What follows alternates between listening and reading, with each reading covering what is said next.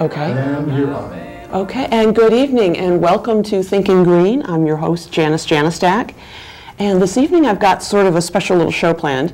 My first guest is Rob Schacht, otherwise known as Digga, from Huntsbrook Farm. And if you shop at our local co-op in New London or buy locally through CSAs, you probably know about him and Teresa and their wonderful produce.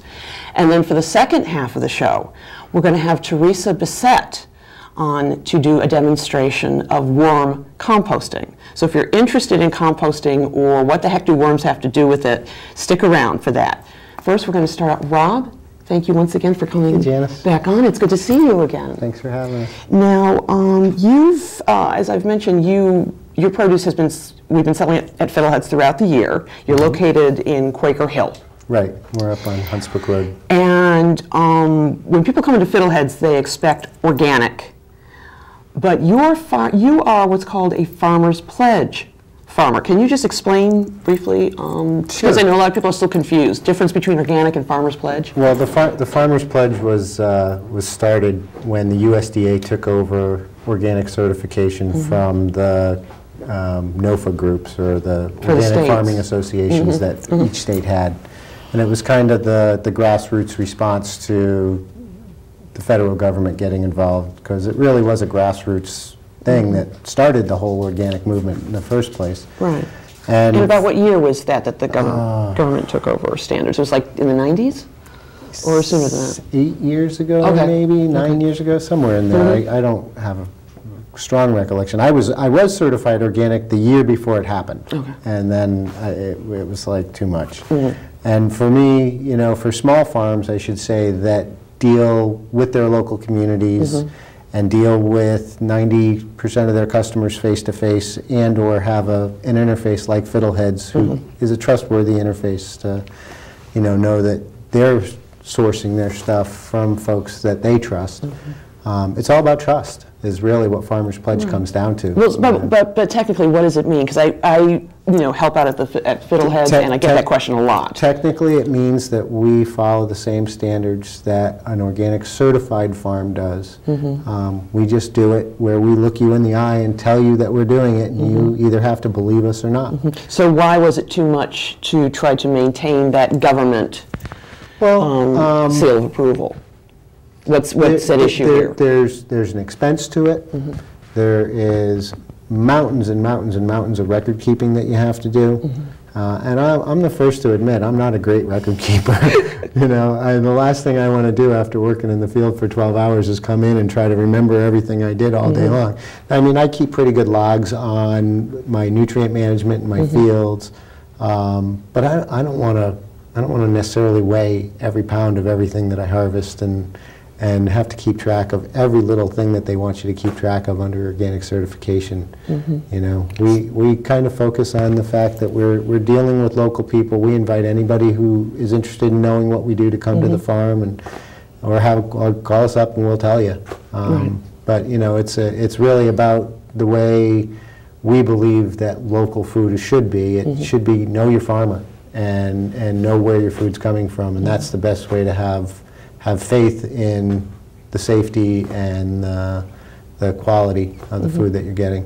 So people can just, if they want to, they can just visit you and Teresa and in Waterford, or call ahead, or is it kind of... I mean, well, people can come to the farm, and you know, if we're busy, we can't necessarily stop and spend a lot of time with folks to walk them around, but certainly people could call and say, hey, I'd like to come and have you show me your operation. Can we make a time to do that? And we do that. Right. And if somebody's doing a CSA with you, they're coming to you. They're coming to the farm every week. Absolutely. Okay. So, speaking of CSAs, you were mentioning to me something about how important it is to start planning for next year if you're interested in getting if you're not just as a farmer but as a consumer. Well, a lot of the farms start marketing their CSAs in January.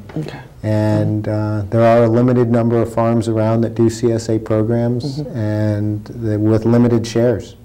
And you know, a lot of them have a lot of past members that are going to sign up again. So the available slots for new members is a limited market out there. And so if it's something somebody really wants to do, they should be thinking about that. ahead of time. And just, I think most of our audience probably understands what a CSA is, but just briefly, can you give me just like the very short definition of it? CSA stands for Community Supported Agriculture, and it's a way that customers can have a direct relationship with the farms that grow their food, the land on which it's grown, and the people who grow it. And it's a really nice thing for us farmers, because the amount of outlay that we have at the beginning of the season, long before we ever even produce anything to start making any income back, is pretty big. You know, we grow on about 3.5 acres, and we probably have a $15,000 to $18,000 startup cost. And if I had to borrow that money every year, or try to save that money from the previous season, it's just a lot of planning. So to be able to do that through a CSA program, and so what happens with the CSA is that people prepay and basically get to come to the farm once a week throughout the growing season. So our CSA is 18 weeks. It runs from the middle of June to first or second week in October. And they get to leave with a big basket of a little of everything that's coming off the farm at that time of year. And it's totally seasonal eating. You know, it doesn't work for everybody. Some folks find out that it's too much food. It's a shared risk. So every year things do well and things do bad. And so if somebody wants something in particular and it's just a bad year for that particular item, they might not get it. And so that tends to turn people off sometimes.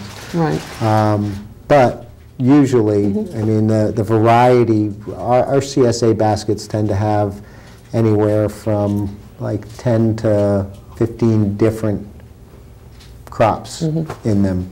And so, you know, the variety is pretty good, and it forces people to think about cooking and doing all those things that people don't necessarily have a lot of time to do either. So people really learn about their eating habits when they try to do this. Some people will do it and they're sold. They're going to do it for as long as they can. Other people, they try it for a year and they're like, I had enough. So. I did it. My partner and I did it 1 year, and it was. We don't eat a lot, and it was just too much for us. But we were able to get half shares. Can people do that if they join your CSA? If they get a half bushel instead of a bushel? We're offering a limited number of half shares this year. We're going to try it. And no, people can't get a half of a bushel because I haven't figured out how to cut a head of lettuce in half. But whatever your full bucket is, the way our half shares are going to work is somebody's going to be able to come every other week and get a full share. Gotcha. So it just means they'll have to work a little harder to store the full share and use it up over the, use the more perishable things first. And so it requires a lot of planning to be a part of a CSA. You have to really think about how you're going to cook and what you're going to cook. And we have some members who literally take 90% of their share and make soups and things like that and freeze them and eat them through the wintertime. So, I mean, they're totally thinking forward about, their food. But, because you get to this time of year, we're close to the shortest day, and there's people start missing that summertime food. And how do people find out where they can join a CSA? Like, what would be closest in this area? Is there like a guide book, a website? The best place to go is to the Connecticut NOFA website. NOFA stands for National Organic Farmers Association. So that's CTNOFA. NOFA, and they have a farm and food guide that they put out, and it has counties. Everything's separated by county, and you can go in and you can find all the farms, what towns they're in, and there's a write-up on each farm and what they do. And so you can really find, in particular, what's available in your area. So Google CTNOFA, and it'll take you there, and you get all the information you need. Speaking, you were mentioning a moment ago about making the summertime food stretch into the winter and all that. There's a big emphasis in what I call the new food movement, or whatever you want to call it, new local food, on eating seasonally, and it's something I hear about a lot. Putting it into practice is a little harder. if you're in the north. I mean, And what... if you like tomatoes. Which, I mean, yeah, which is definitely not a seasonal thing, but, No. you know, it's interesting, it's like everybody wants lettuce all year round. Well, and we can grow lettuce almost all year round Really? in New England. We are growing lettuce and selling it to fiddlehead. Well, we're growing spinach right now and some Asian greens that we're selling to fiddleheads. I think Provider Farm from up in Salem had some cut lettuce mix at fiddleheads right now. Right. And we're all starting to work and look and make the investments into our farms to expand that seasonal production.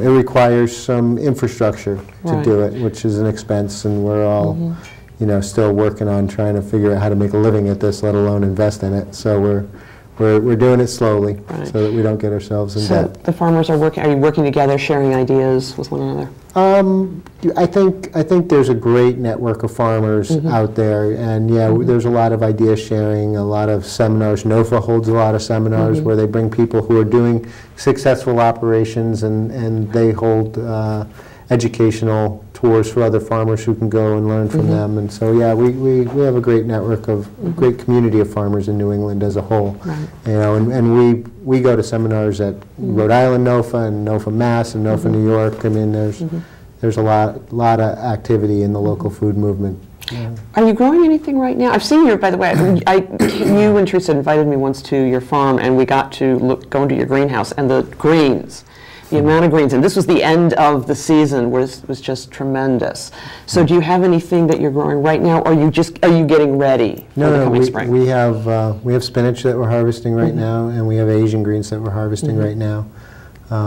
We were harvesting out of the field. We were harvesting carrots and Swiss chard and kale and bok choy and things like that up until just a few weeks ago. So, you know, it's been a mild fall. It's been very mild. The weather it's amazing, and it's also frightening when you think about the larger, you know, global implications of, you know, global climate change and all that. Last year was a very interesting year with the mild winter that we had, because the disease and insect pressure was intense. Was it? And, you know, for us organic folks, it requires a lot of extra combating to deal with those issues.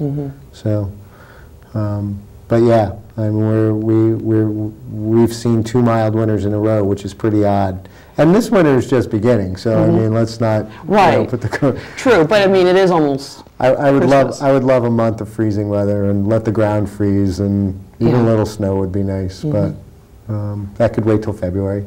I'd be happy if it waited till February. So what does eating season, so we're in New England, so what should ideally eating seasonally look like? Okay, so all of the greens that we just talked about, you can grow year round. Right. So that's seasonal eating. This time of year, eating root crops that have been stored. So Provider Farm is selling beets and rutabagas and turnips and winter squash and things like that to fiddleheads right now. So you can get quite a bit of produce that's grown locally and organically right at fiddleheads. Now this is the time of year, and I've got a whole bag of them right in my fridge, of Brussels sprouts. Brussels sprouts, absolutely. Is that actually a seasonal thing, or is that just something that gets sold this time of year and we associate with winter? No, it takes a full season to grow Brussels sprouts. So you could start them very early in the spring and harvest them in the summer, but Brussels sprouts are their best after they've gone through a frost. So the strategy is to grow them for the latter half of the growing season and let them go through a frost or 2 or 3 or 4, the more the better, and they just get sweeter and sweeter and sweeter, and they go from that kind of bittery, cabbagey kind of flavor to a really sweet and lovely little morsel. They're one of my favorite things, and if anybody's ever gone to the recipe blog for Fiddlehead's website, last year we posted some recipes, and we had some demand to repost them this year. I bought some of the Brussels sprouts at Fiddleheads a couple of weeks ago, and they were good. They're very good. They have been frosted. Yeah, okay, I can tell they have been. Yeah, in fact, I had some for dinner tonight. Yeah. Something you mentioned a couple minutes ago about infrastructure and the expenses that go into that. I'd heard something from a little bird earlier today about some issues that farmers are having with tax abatements on structures and improvements. Well, it's not really. Can you talk a little bit about that? Yeah, it's not really an issue. I mean, but it's something that you have to deal with as a farmer. Sure. I mean, everybody pays taxes, And the legislature, and I think the realization that farms in general are somewhat of a fragile industry. And the consequence of losing a farm usually means you lose the land, right, because it gets developed. And so it's a forever loss. And so I think society as a whole is starting to understand that the more you can do to help a farmer be sustainable and have a viable operation, the better. And so within, and I forget what public act it is, but within a piece of legislature that was passed in Connecticut, it allows individual towns to pass an ordinance that will exempt structures exclusively used in agriculture from property taxation. And you know, for me, I have just put this forward in Waterford. I seem to have good support for it, and hoping it will pass in February. You know, I'm building my farm out of pocket, and am working towards trying to figure out how to make a living at it. And so any cost savings that I can add to my operation is, especially fixed costs like this, are a good thing, because you know, you don't realize that like we have about a 16-week season where we do farmers markets in the summertime. If you have a rainy day, it might cut that income for that day in half or even 3/4. Right. You know, you just don't make it, and you don't make that up. Yeah. You know, when Irene came through last year, it probably took out $2,000 to $4,000 worth of crops out in my field. You know, and that's speculative, because it's like, okay, well, how long would that crop have lasted? Right. Might have lasted another week, might have lasted another 4 weeks. I don't know. Right. Were you affected by Sandy this year? Not so much. Not so much. We learned a lot last year from Irene, so we hunkered down and really had an okay time this time, except for the power outage. You know, we can't refrigerate anything when our power's out, because we don't have a generation system yet. So, which is another huge expense. Another expense. Yeah. That's the thing about farms. As you grow to meet the demand that's needed, every time you grow, you have to expand your infrastructure to help make your production efficient. Right. And so it's like, it's a never-ending outlay on. But you can't. But then you can't predict if you're going to get that back. Well, you know, one bad storm or something. One bad storm, one bad infestation. You know, just there's a lot of things that go wrong for whatever reason. Some years, some things do great, and then the next year they don't. And I don't necessarily know that there's a solid reason for that. I'm sure that scientifically, you know, you can send tissue samples, and you can send soil samples, and you can try to figure out what's going on. But sometimes things just happen in farming. Do you feel like the state, and I know there's the Connecticut Department of Agriculture, and there seems to be kind of a growing awareness, okay, we've got to save and promote Connecticut farmland. Do you think that the state is doing all it could be, or are there other things that could it be doing more to help and promote farmers and save farmland? I think the state's doing an awful lot, and they do a good job. The state of Connecticut Department of Ag has got some very dedicated folks working for them who are pretty passionate about farms in Connecticut. Governor Malloy seems to also have a pretty strong interest in farms. He's really pushing to utilize this program that he started with expanding farmland, so taking land that's been out of production and investing in what it costs to clear it again and turn it back into a productive piece of property. So yeah, you know, they have a decent grant program. I've utilized grants quite a bit at my farm to help build my infrastructure. I don't think I could be doing what I'm doing if I didn't have access to that. That's good. And so, at least not as well as I hope I'm doing it. You know, so that's kind of the best I can say about Connecticut. I mean, there's a lot of the private organizations like the Connecticut Farmland Trust and groups like that, which have a lot of big name support and a lot of big money behind it. And they have preserved a lot of really beautiful farms in Connecticut. You know, I don't necessarily know. My farm's 88 acres, but from a soil standpoint, I really only have 5 or 6 acres of tillable soils, and which would be considered, you know, high quality agricultural soils. Right. So I don't know that a farm like mine would necessarily qualify for the type of preservation that they're really looking for. They're really looking for big properties that have really high quality soils. Right. And even though the soil I grow in is really high quality, it's just limited, you know. So. So yeah, there's some good efforts going on in the state of Connecticut. Well, good. Nice. There could always be more. Right. There could always be more. And how can consumers help?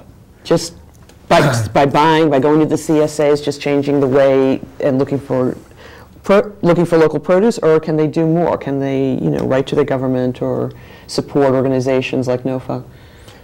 Certainly supporting organizations like NOFA is a good thing. You know, they're a great grassroots source of information and group purchasing and different things like that we do with NOFA. But really, I mean, like you said, it's a mindset about how people eat that I think is the bottom line when it comes to supporting local farms. You know, go to the farmers markets. Go to the retail outlets that sell local produce, become a CSA member. You know, the CSA concept was designed to be the end-all in preventing farms from failing. Right. Because the whole concept was developed in Japan after World War II when Tokyo was developing, and the outskirt farms around Tokyo were disappearing very fast. And a group in the neighborhood went to a farmer and said, we want you to be our farmer.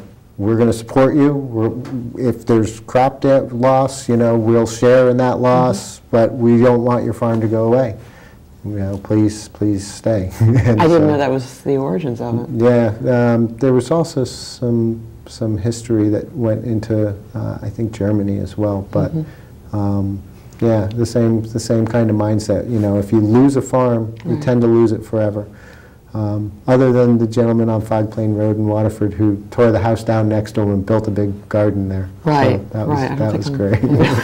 But, so basically, this isn't just a local thing, and it's not something that just popped up in the 1970s or a hippie thing. It's very much a global movement. Well, it did start back in the 70s. Here in America. Here in America, right. But maybe even in the 60s. But it has really recently, in the past 10 or so years, become a much more powerful movement. And I think I can trace it back to the first spike in fuel prices. That's when I noticed a huge shift in Nixon era? Collective. No, 5 or 6 years ago. Oh, okay. Oh, the more recent. Okay. The first time gas hit $4 oh, gotcha. Okay. That's when I noticed a huge shift in social consciousness around food and how fragile our food system really can be. I mean, if you think about it, I think if all food transported to the east side of the Hudson River were to stop coming, right. I think there's like a week's worth of food in New England. Interesting. Yeah, you know. So, you know, people don't really think about that because the trucks keep coming. But right. That's and things still come from Holland and Mexico, and even if they're labeled organic, you know, you wonder yourself what's what's really the cost here in terms of, you know, gasoline pollution and so forth. Sure. So if somebody wants to get involved with the CSA, such as yours, they better start planning now.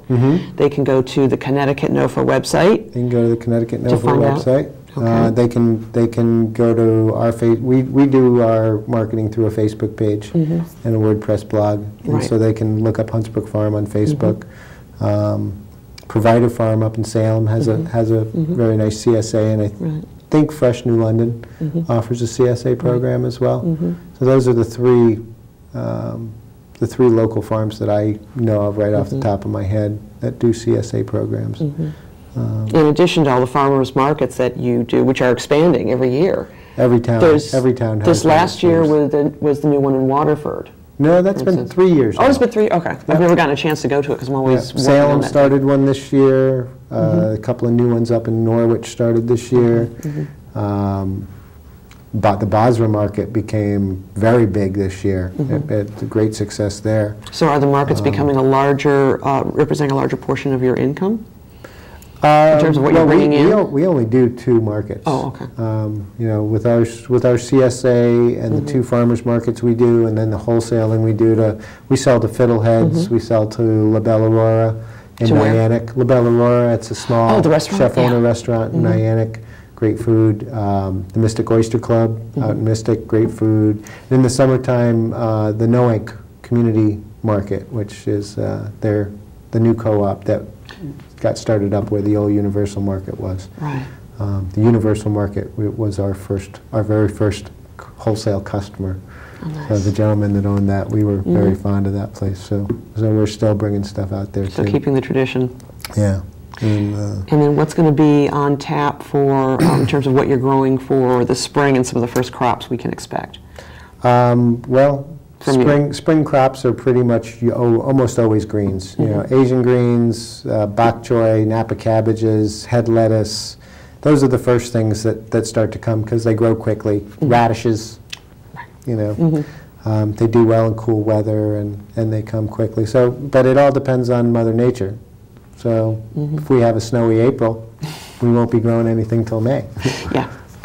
So, you know, we just go with the flow and deal with what comes. Well, it sounds good. Digga, thank you very much. Thanks, Janice. For coming on. It's always a pleasure to have you. Always a pleasure to be here. And we are, which camera are we on this time? That one, the little red light. Okay. Folks, Digga is going to take off, and we are going to set up for Teresa Bessette and the worm composting. In the meantime, though, we're going to have a little shorter than usual. Is it a shorter calendar or a longer one? It's a shorter one. Okay. We're going to have a little community calendar, give you a little time to find out about some news you can use, events, and grab that second bottle of water in case you need it. And we're going to be right back, and we're going to have a demo. And we'll see you soon.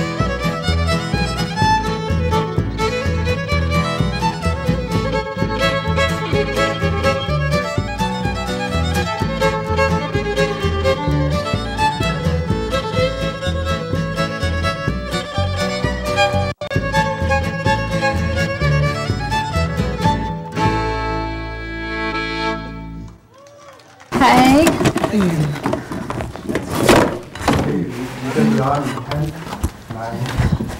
Is that one? Oh, we're already on. Hello. And welcome back to Thinking Green. And let me get these glary things out of here. I am your host, Janice Janostak, and my second guest of today, and you've seen her before on our show, is Teresa Bessette. And Teresa, very good to have you on again. Janice, it's good to be here, yeah. And we're going to do a little demo and talk about worm composting. Now, I do composting at home with the big pile and the layers and blah, blah, blah. What is worm composting? How's that different from the standard understanding of what we do with compost? Well, first of all, worms in any healthy compost pile, outside or inside, worms will be there. It's a sign of a healthy, thriving, stable composting compost pile. Right. So for indoor composting, we use the worms to accelerate the whole composting process. So especially in the wintertime, in this area, it's not always convenient to be composting outside. Right. So a lot of people I know will keep their vegetable scraps in a bin on their kitchen counter. And actually what's happening there is you're just having your stuff kind of rot. Right. So what I'm going to show you how to do is create a composting bin for indoor use. People can compost indoors. If you don't have a big pile outside, if you don't have a big yard, if you have an apartment, you can do it. And it doesn't smell? It doesn't smell. A healthy, stable worm composting unit won't smell. No. Okay. No smell. So yeah, it's very simple. It's very, very simple, and everybody should do it. And is this a new technique, or is this? Oh gosh, no. Okay. I wasn't sure. It's like if somebody one day, hey, said, "Look, we can adapt this," but in terms of bringing it indoors and all of that. I don't know that people have been bringing it indoors. I don't know. Maybe people have forever. There's certainly nothing new about worms composting. Right. I mean, most of the dirt that's out there on the planet is right. You know, the worms doing their thing. So at any rate, this is. I mean, it's a great project for kids. It's wonderful for kids. Sort of puts everybody in touch with what's going on in nature. Okay, so how does this work? So, okay, first of all, you want to start with a bin. There's a couple different options with the bins. You can find commercially made bins. There's one called, I think, the worm composter, and there's the worm motel. I've seen that. Some of them are cloth, even though. No, they're not cloth. They're usually plastic, and they have they're different designs. A couple of them have different layers of trays that you can use. I know people that have used them, and they've had success. To me, they seem very, very labor intensive, because I think my method's pretty simple. So, and it's not my method. It's just, I mean, this is a pretty common way of composting. I'm all for simplicity. So. Yeah, simple is good. And you can use stuff that you have at home. So you really shouldn't have to spend any money buying anything. So there's the commercially available ones, which they are there if you're interested in that. Another option is to build a bin out of wood. Right. And I just want to comment on that. Wood, if you do choose to use wood, don't use any treated wood. Because the chemicals and that stuff will leach into the worms, and they're toxic to the worms. So really the best thing is the little plastic tote. Okay. That's perfect. This is the smallest size that I would do. I wouldn't go any smaller than this. This is about like how many quarts, or what's the? I think it tells me right capacity on here. It's 15 quart. Okay. Okay. And you've 15 quart bin. It looks like you've got holes. Yep. I'm going to show you that. Okay. Yep. So you're going to take your bin. The first thing you're going to do is you're going to put some drain holes in the bottom. So and I just drilled some holes. And then what you want to do is you want to drill holes around the perimeter of the top there. Okay, but Bob, were you getting this? Holes, and these will be the air holes, because they need air. Okay. Okay. So what are the bottom holes for? Drainage. Drainage, okay. Bottom holes are for drainage. Now, I do this extra step, not everybody does, and but I use screen. This is just regular hardware screen, the kind of stuff that you use to fix your screen windows when they rip. Exactly. And you can just get that at any hardware store. Any hardware store, yep. So you're just going to cut a piece to fit on the bottom, place that on the bottom. And then what I also do, and I think maybe this is a little going overboard, but I also take some screen and I tape it around the air holes across the top. just because. Oh, I see. So on this side, so on the, you I've tape already it done on the it there. inside. So if I hold this here. So I'm going to tape the screen Okay. Over those holes. Okay. And why do you do that specifically? I do that because I do not want my worms to escape.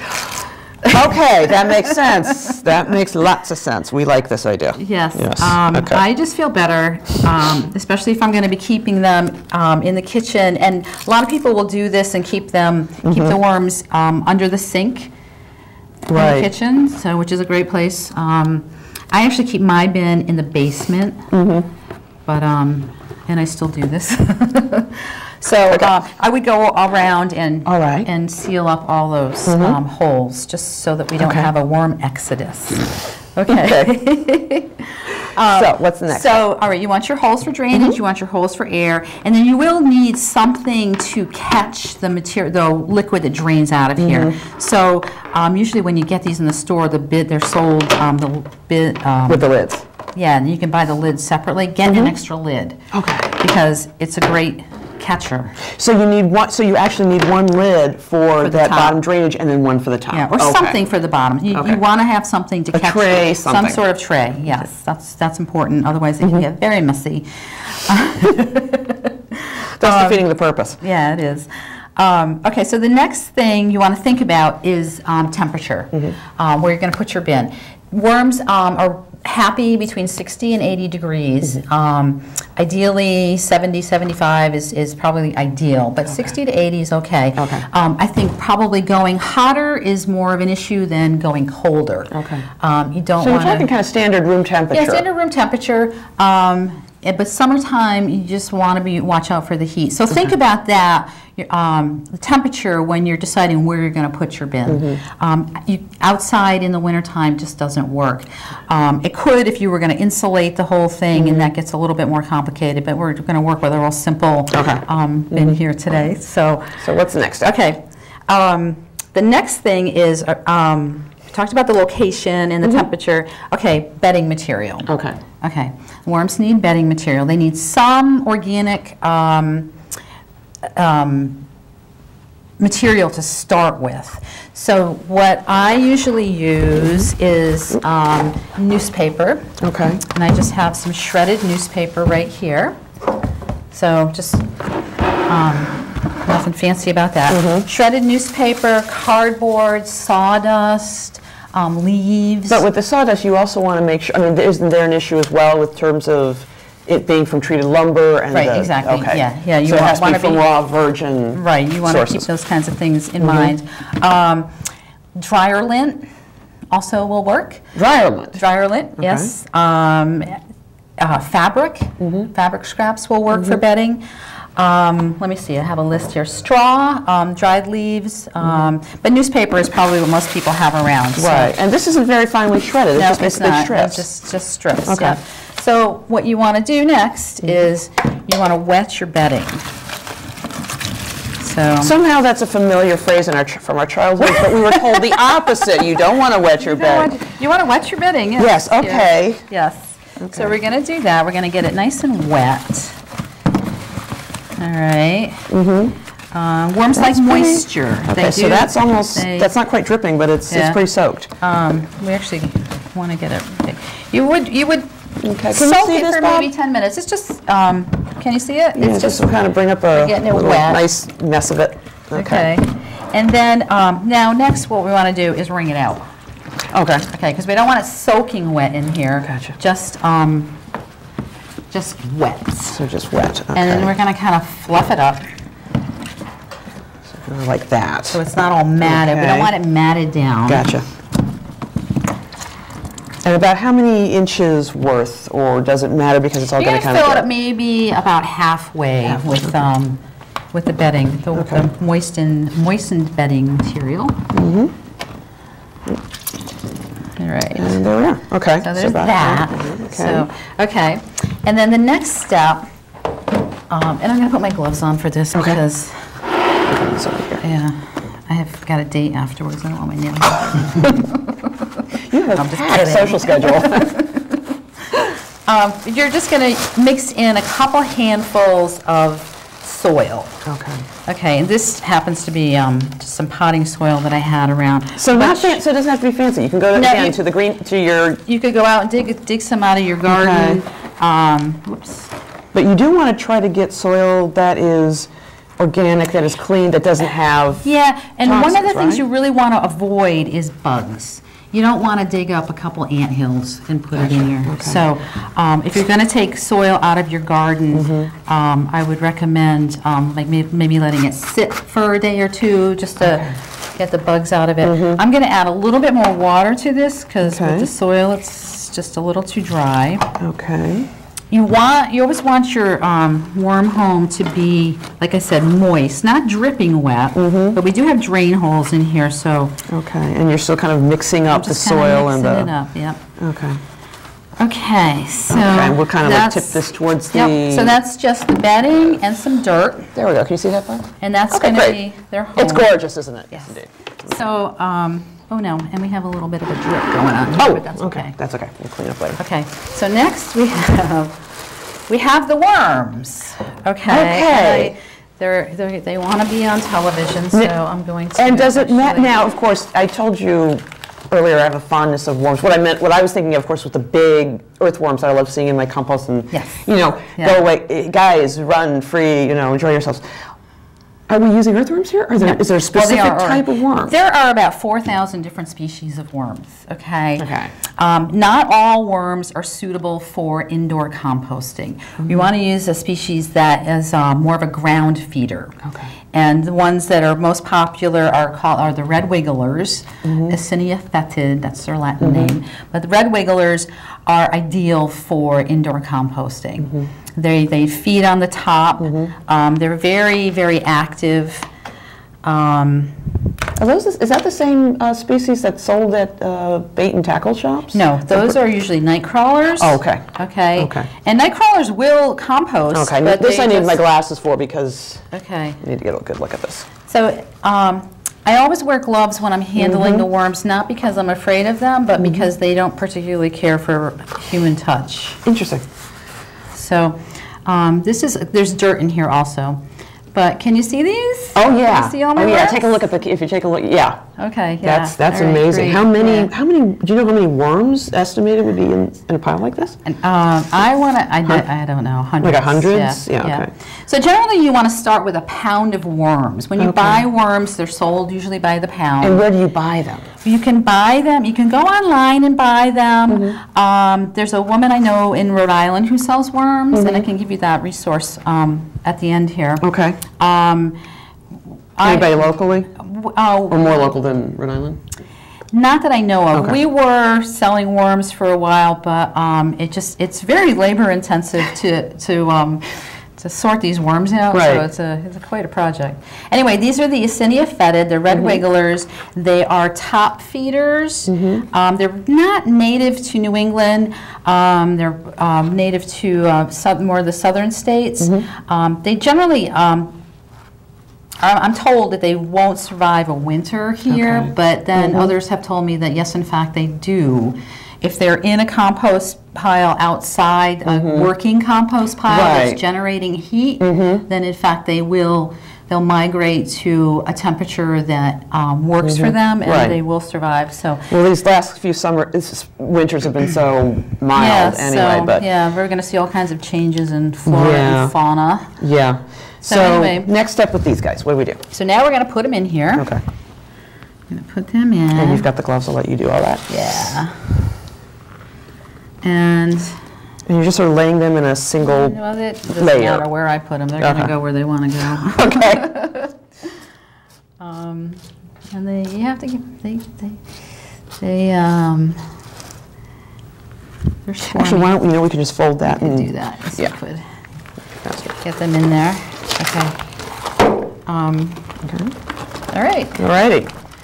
So we've got our moist bedding, we've got our worms. We've got our bedding, we've got our bin, we've got our bedding, we've got our worms, and then we've got the moisture that we need, and they're going to be in the temperature that they need to be at. One other thing I want to talk about, which is pretty important, is the light and the dark.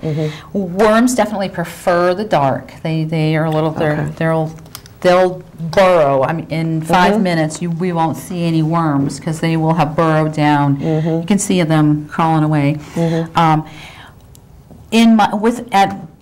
At home with my bin, I keep them in the basement with a light on. Yeah, there we go. And that will prevent any worm exodus. Okay.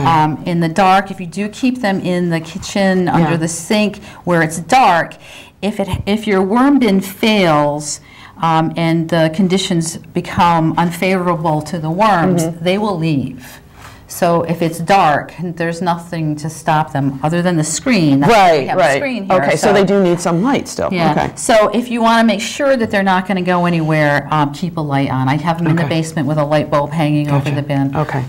So what happens next? So now, once you set up your bin like this, and you have it in the place it needs to be. And you have it in the place. Yep. What you're going to do is you're going to cover it, and I used that one cover that I had for the bottom, but you would put that, the tray back, the lid back on. The lid back on. Right. And I would let it sit for at least 3 days. Without adding anything Without adding anything, yeah, just to let the worms acclimate. I think that's really important. A lot of people don't do that. They immediately start feeding them, and they need some time to acclimate to their new environment. So a couple days. Okay. And then after that, now you can start feeding your worms. And do you need to keep like spritzing them, spraying them, adding Yeah, you water? want to make sure that the moisture stays as it is. It's almost mud. Okay. It's a consistency of like of mud. So now food. What do they eat? They love Digga's greens. As we do too. I know, we do too. Yeah. And these have that smell. I can tell. The rotting green smell is. Okay, and I'm glad you mentioned that. These aren't too bad. The real rotten stuff I'm not putting in here. Okay. You don't want to put rotten food in. Okay. Because I think a lot of people would probably do that. Yeah, you want it, just at that point where you're not going to eat it, but it's not rotting yet. Or the things like the scraps, the ends of the carrots, the skins of the onions. Exactly, the potato peels. Right. The peels from all of your vegetables, the beet greens if you're not going to cook them, which you should be cooking them. Any peels are great.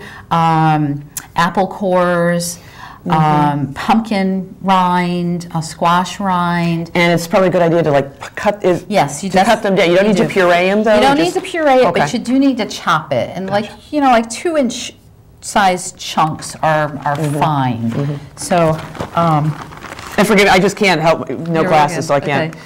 So anyway, you're going to feed them. We're good. You're going to feed them, and you're just going to put the food on top. Okay. Oh, and also, I know with just regular composting, you don't want meat, you don't want animal bones, but eggshells. Eggshells are okay. Eggshells are okay. I like to crush mine when I'm. Yep, and that's a good thing to do. Crush them up. Yeah.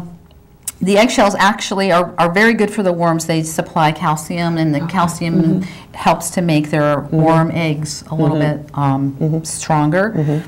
So you would, that's probably about the amount of food that you would put into a bin this size. That's not a lot. That was just a couple of handfuls. It was just a couple of handfuls until it really gets going.